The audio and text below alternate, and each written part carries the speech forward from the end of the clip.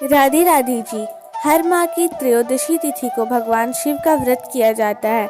इस व्रत को प्रदोष व्रत कहते हैं। इस बार प्रदोष व्रत शुक्रवार के दिन पड़ने के कारण शुक्र प्रदोष कहलाएगा। शुक्र प्रदोष व्रत की कथा के अनुसार एक नगर में 3 मित्र राजकुमार, ब्राह्मण कुमार और धनिक पुत्र रहते थे। राजकुमार और ब्राह्मण कुमार दोनों विवाहित थे।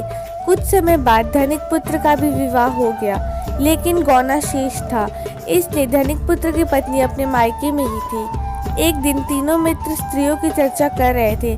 तभी ब्राह्मण कुमार ने स्त्रियों की प्रशंसा करते हुए कहा कि नारीहीन घर भूतों का डेरा होता है। धनिक पुत्र ने यह सुना तो तुरंत ही उसने अपनी पत्नी को लाने का निश्चय कर लिया।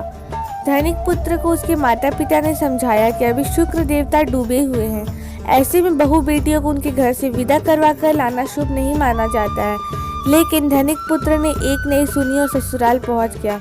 ससुराल में जाने पर भी सभी ने धनिक पुत्र को समझाने का प्रयास किया, परंतु वह विदा कराने की जिद पर अड़ा रहा।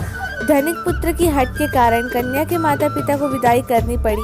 विदाई कराने के पश्चात पति पत्नी शहर से निकले ही थे कि बैलगाड़ी का पहिया निकल गया और बैल की टांग टूट गई।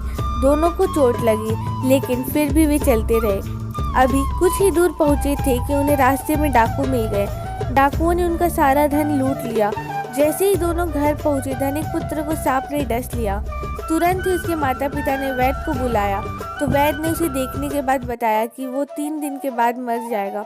जब धनिक पुत्र के मित्र ब्राह्मण कुमार को यह खबर मिली, तो वो धनिक पुत्र के घर पहुंचा और उसके पिता को शुक्र प्रदोष व्रत के बारे में बताया।